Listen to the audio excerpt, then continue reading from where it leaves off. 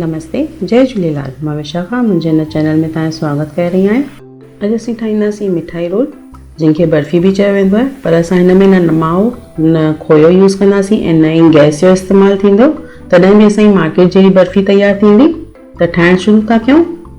इन लाइ असां हिते खयो आहे 1 कप मिल्क पाउडर ऐं अधु कोप मां खयो आहे नारियल। हे ताज़ो नारियल आहे, पर हुनजो ब्राउन कढी करे मां हिकदमि ग्राइंड करे छॾियो आहे। ऐं इन खां पोइ हे असां खयो आहे 1/4 कप खंडु पीसियल। हे ऑरेंज फूड कलर आहे। इन खां पोइ हे आहे अधु नंढो चमचो इलायची जो पाउडर ऐं 2 चमचा असां हिते खणंदासीं खीर। हिते मां कुझु ड्राई फ्रूट कटे रखियो आहे, जीअं त बादामियूं, किशमिश, उनखे बि मां 2 अध करे रखियो आहे। ऐं 2 चमचा हिते मां खयो आहे काजू। हिकु वॾो बोल खणंदासीं असां ऐं इन में पहिरियों असां विझंदासीं मिल्क पाउडर। इन खां पोइ असां हिन में विझंदासीं नारियल। हे नारियल मां पीसे यूज़ कयो आहे, पर एतिरो बि न पीसणो आहे कि हिकदमि पेस्ट ठही वञे ऐं खीर अची वञे ॿाहिरि। थोरी दाण दाण रखणु ज़रूरी आहे। जेका उहा मुंहं में दाण दाण ईंदी खाइण महिल मिठाई, उहा वधीक टेस्टी लॻंदी। इन खां पोइ असां हिन में विझंदासीं पीसियल खंडु 1/4 कप। ऐं इहे सभु असां शयूं पहिरियों मिक्स करे छॾींदासीं। हिते हिनखे मिक्स सुठी तरह करणो आहे, छो त हिन में असां खीर जी 2 चमचा ई था विझूं ऐं नारियल बि पंहिंजो खीर छॾींदो ई आहे। ऐं हाणे असां हिते विझंदासीं नंढनि फुटनि जो पाउडर। इन जा मां बिज कढी करे नंढनि फुटनि जा हिनखे पीसे छॾियो हुयो, त उहो घर में असां तयारु थी वेंदो नंढनि फुटनि जो पाउडर। हिनखे सुठी तरह मिक्स करण खां पोइ हाणे असां हिन में विझंदासीं 2 चमचा खीर। खीर असांखे वधीक न विझणो आहे, न त मिठाई खे असां रोल करे न सघंदासीं। इन करे जेको आहे असां हिन में फ्रेश नारियल यूज़ कयो आहे, छो जो नारियल बि पंहिंजो खीर छॾींदो आहे। त असांखे सुठी तरह हिनखे मिक्स करणो आहे, जीअं हिकु नॉर्मल अटो असां हिते तयारु थी बीहे। ऐं हेसो हे हिकदमि अटो सुठी तरह तयारु थियो आहे, नरम न आहे बिल्कुलु बि। ऐं जेकॾहिं तव्हांखे लॻी रहियो आहे हथनि में, त थोरो हथनि खे तेल हणी करे पोइ तव्हां हिनखे ॾिसंदा त हिकदमि सुठी तरह बदिजी बीहंदो। उन खां पोइ असां हिन जा 2 हिसा करे छॾींदासीं। ऐं हिकु असां हिसो वाइट ई रखण वारा आहियूं, त हुनखे असां अलॻि करे छॾींदासीं। ऐं हिक में असां विझंदासीं ऑरेंज फूड कलर। हिकदमि पिंच ई विझणी आहे असांखे, वधीक बि न। ऐं हुनखे ईअं सुठी तरह मिक्स करणो आहे, जीअं कलर सुठी तरह सॼे में फैलिजी वञे। सुठी तरह मिक्स थी वेंदो। उन खां पोइ ॾिसो असांजे ऑरेंज कलर जो अटो तयारु आहे हिते अलॻि। हाणे असां हिकिड़ो फॉइल पेपर खणंदासीं, उनखे थोरो घी सां ग्रीस करे छॾींदासीं। आङुरियुनि जी मदद सां सॼे फॉइल ते सुठी तरह घी घुमाए छॾींदासीं। उन खां पोइ असां हिते खणंदासीं ऑरेंज वारो हिते पेड़ो, जेको असां पहिरियों ठाहे रखियो हुयो। हिनखे असांखे वेलणो आहे, त वेलण खे बि पहिरियों असां घी सां सुठी तरह ग्रीस करे पोइ वेलींदासीं। ऐं जीअं नॉर्मल असां रोटी वेलींदा आहियूं, तीअं ई असांखे हिनखे वेलणो आहे, पर बिल्कुलु बि वधीक बि सन्हो न करणो आहे ऐं हिकदमि थुल्हो बि न रखिणो आहे। असांखे ईअं वेलणो आहे हिनखे। ऐं असांखे हिनखे हथ में न खणणो आहे, फॉइल खे घुमाईंदे असांखे हिनखे वेलणो आहे। इहा असांखे ध्यानु ॾियणी आहे ॻाल्हि हिते।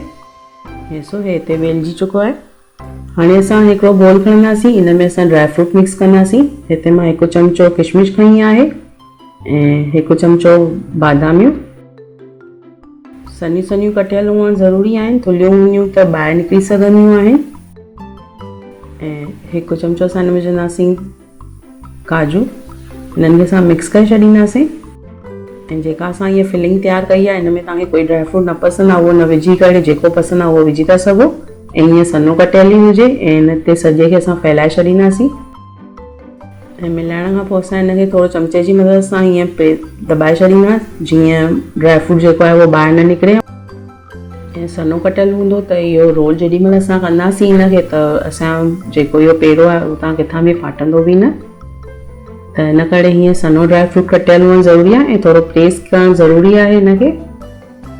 हाणे असांखे कीअं करणो आहे, फॉइल खणणो आहे चङी तरह ऐं फॉइल तव्हां आङुरियुनि जी मदद सां हिन रोल कंदो वञिणो आहे। जेको असां इहो पेड़ो ईअं वेलियो आहे, हीअं आहिस्ते आहिस्ते सुठी तरह करिणो आहे, फास्ट न करिणो आहे, हिनखे ध्यानु ॾियणो आहे। स्लोली हिनखे असां रोल कंदा वेंदासीं जीअं थोरो हिकु टाइट रोल तयारु थिए। ईअं सुठी तरह हिकु दफ़ो घुमाए करे चङी तरह हिनखे पको करे छॾींदासीं जीअं हे खुले न। साइड्स बि हिनजा असां बंदि करे छॾींदासीं। हिनखे असां पासीरो रखंदासीं ऐं इन ई फॉइल ते हाणे वापसि थोरो घी हणी करे असां रखंदासीं वाइट वारो पेड़ो ऐं सेम हूअं ई वापसि वेलण खे बि थोरो घी हणी करे ऐं इनखे बि वेलींदासीं असां। ऐं जीअं तव्हां ॿुधायो कि पेड़े खे न खणणो आहे, फॉइल खे घुमाईंदे घुमाईंदे असांखे हिनखे वेलणो आहे ऐं उअं ई असांखे हिनखे बि थोरो थोरो रखणो आहे, हिकदमि सन्हो न करिणो आहे। ऐं हाणे असां हिन ते रखंदासीं उहो रोल ठहियल जेको ऑरेंज असां रोल ठाहे रखियो हुयो, उहो असांखे ईअं अॻियां रखणो आहे ऐं साॻे ई तरीक़े सां असां फॉइल खणंदासीं ऐं वाइट वारो जेको आहे हिन जे मथां रोल कंदा वेंदासीं। थोरो ध्यान सां ई करिणो आहे जीअं इहो बि किथां बि क्रैक न अचे हिनखे। हिकिड़ो सुठी तरह ईअं प्रेस कंदासीं घुमाईंदे घुमाईंदे जीअं सेट थी वञे। ऐं हाणे इन ई फॉइल में असां हिननि खे कवर करे छॾींदासीं। अधु कलाक लाइ हिनखे सेट थियणो रखंदासीं असां।